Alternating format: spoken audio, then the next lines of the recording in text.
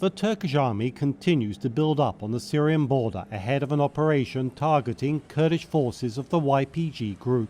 Ankara designates the YPG as terrorists linked to the PKK insurgent group that is fighting Turkey.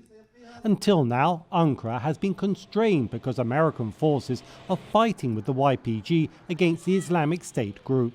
Washington is warning against any operation. But with the United States needing Turkey's support to admit Sweden and Finland into NATO, Ankara sees an opportunity.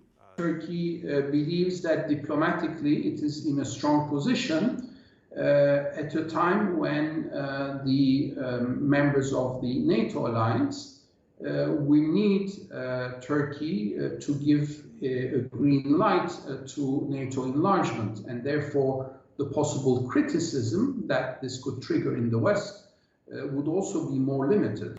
The operation seeks to expand Turkey's control of Syrian territory on its border. But in a bid to minimize tensions with Washington, the scope of the assault was reduced to avoid areas where American forces are present, instead focusing on Russian and Damascus regime-controlled areas where the YPG also operates. But analysts warn major risks remain. There is no question that Damascus will not be very happy, but it may not be strong enough to object.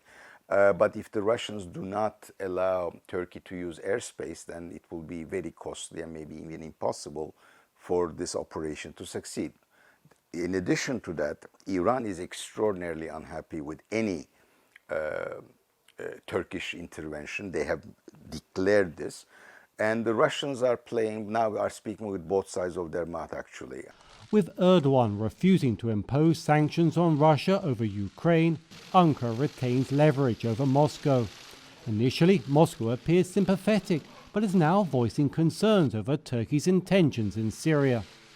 During planned talks Wednesday in Ankara, Russian Foreign Minister Sergei Lavrov is expected to drive a hard bargain for a green light to a Turkish-Syrian operation, which analysts say will add to Washington's concerns. Any operation, threatens instability and likely entails trade-offs that the Turks will make with the Russians on a bilateral basis. And so this is a time when Washington would like to isolate Russia. And so even bringing this in as part of a Syria operation is something that Washington wouldn't like to see. With President Erdogan languishing in the polls as he faces re-election next year, any Syrian operation, analysts say, will likely play well with his voters. Dorian Jones, VOA News, Istanbul.